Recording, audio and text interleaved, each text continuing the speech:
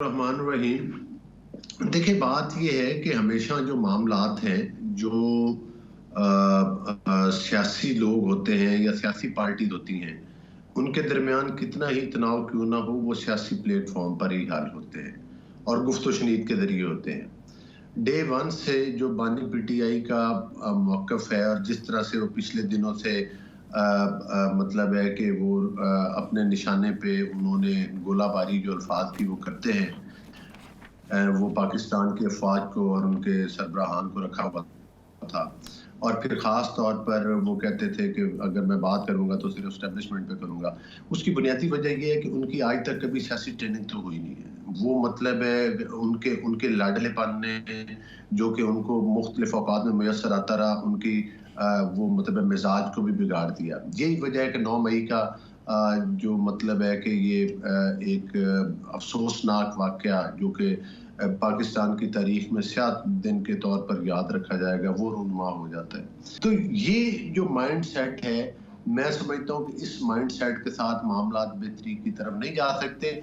हाँ, कानून और आइन के मुताबिक जो भी ज़िम्मेदारान हैं उसके, और जो भी मास्टर माइंड हैं, और जो भी उकसाने वाले हैं, और जो करने वाले हैं, जब तक इन तमाम लोगों को कानून के आनी हाथों के साथ नहीं निपटा जाएगा, मैं समझता हूँ कि पाकिस्तान उस वक्त सही डायरेक्शन पर नहीं चलेगा।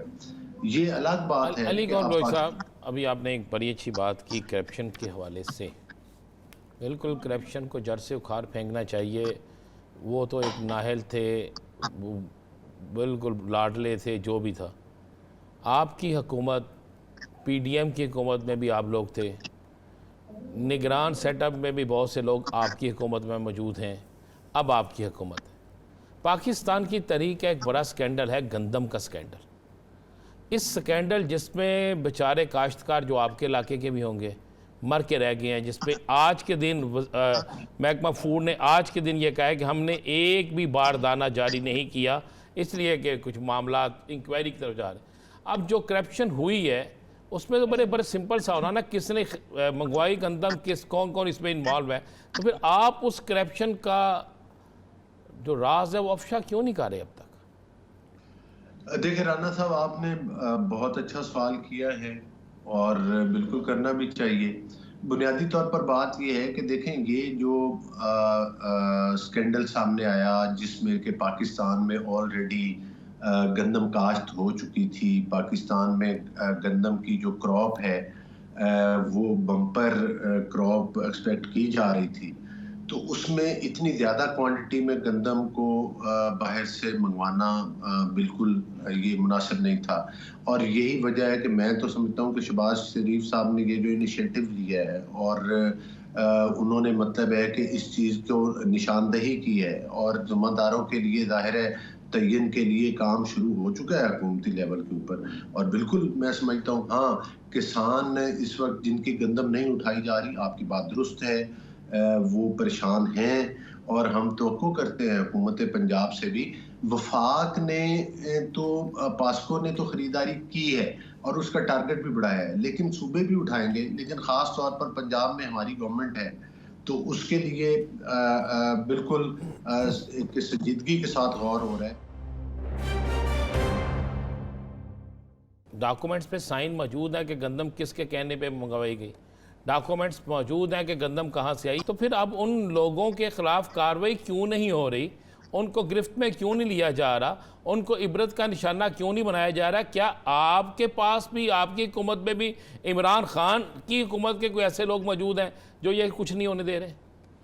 नहीं नहीं राना साहब, ऐसी बात नहीं है। जाहिर है कि जब भी कोई इस किस्म का इशू होता है तो उसको बहुत ज़्यादा उजलत में, ये तो नहीं है हमारे निज़ाम इंसाफ में, ये तो नहीं है कि एक दिन में तयन हुआ दूसरे दिन उसको किसी को लटका दिया जाता है।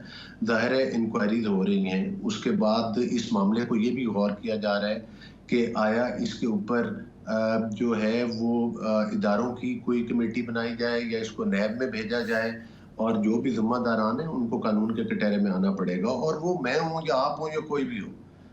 इसमें बिल्कुल मेरा तो एक पॉलिटिकल वर्कर की हैसियत से बड़ा क्लियर मौक़िफ़ है कि बिल्कुल इसके ऊपर मैं समझता हूँ कि कोई कंप्रोमाइज़ नहीं करना। और शहबाज शरीफ साहब का मैं मिजाज समझता हूँ वो इस पर कंप्रोमाइज नहीं करेंगे। आने वाले कुछ दिनों में आपको हकायक सामने आ जाएंगे। इंशाल्लाह आने वाले कुछ दिनों में मैं आपको दोबारा प्रोग्राम लेकिन आप ही से जी पूछूंगा। जरूर ज़रूर। जरूर। एक आखिरी सवाल बलोच साहब, ये जो बातें चली ना, इन बातों के बाद वफाकी सतह के ऊपर कुछ लोगों में इख्तलाफ पैदा हुआ, जिससे फिर एक मफाहमत की हवा चलने लगी है कि नाम एक्सपोज ना किए जाएं, इसके ऊपर मज़ीद बात ना की जाए, कोई और कुलिया ढूंढा जाए। तो इसमें कितनी हकीकत है? दूसरा ये कि अनवारुल्लाह काकड़ साहब और फैसल वावडा साहब, उन्होंने फ़ैसला किया कि ना वो हुकूमती बेंचेस में बैठेंगे ना वो अपोजिशन के बेंचेस में बैठेंगे। तो ये जो मामला फहमी की वजह से ये चीज़ें सामने आ रही हैं, इसका नतीजा क्या निकलेगा? देखिए, बात ये है कि मैं नहीं समझता। हाँ, एक चीज तो जरूर है कि जब भी कोई वाकया होता है, उस वाकया होने से पहले लोगों का मीडिया ट्रायल शुरू हो जाता है। कुछ लोग बेगुनाह भी होते हैं और ज़ाहिर मीडिया पे आती है, उनकी ज़ाहिर एक माशरे में बदनामी का पहलू तो है, लेकिन जाहिर है कि जब तक बुनियादी तहकीकात ना हो जाए, गवर्नमेंट की तरफ से क्लियर मौक़िफ़ ना आ जाए कि कौन कौन वाकई जिम्मेदार है किसी प्रॉपर इंक्वायरी के नतीजा में, उससे पहले किसी आदमी को गुनहगार और किसी को बेगुनाह नहीं कहा जा सकता। दूसरी बात यह है कि कानून सबके लिए बराबर है। मैं हूँ, काकड़ साहब हों, जमात शरीफ साहब हों, कोई दीगर पॉलिटिकल पार्टीज हों, ब्यूरोक्रेसी हो, मैं समझता हूँ कि इसमें बिल्कुल शफाफ तहकीकात होनी चाहिए। और दूसरी मैं एक गुजारिश करूँ, मैं सिर्फ आपके प्रोग्राम की वसातत से बताना चाहता हूँ। देखिए, हमारी फूड एंड सिक्योरिटी की एक वजारत है वफाकी, वो सारे फिगर्स कलेक्ट किए जाते हैं कि हमने कितनी गंदम खरीदनी है, हमारी फूड की कौन सी ऐसी आइटम हैं जिनकी शॉर्टेज हो सकती है, ये कितनी की हमें ज़रूरत है। वो सारी तजावीज़ वज़ीर आज़म तक जाती हैं।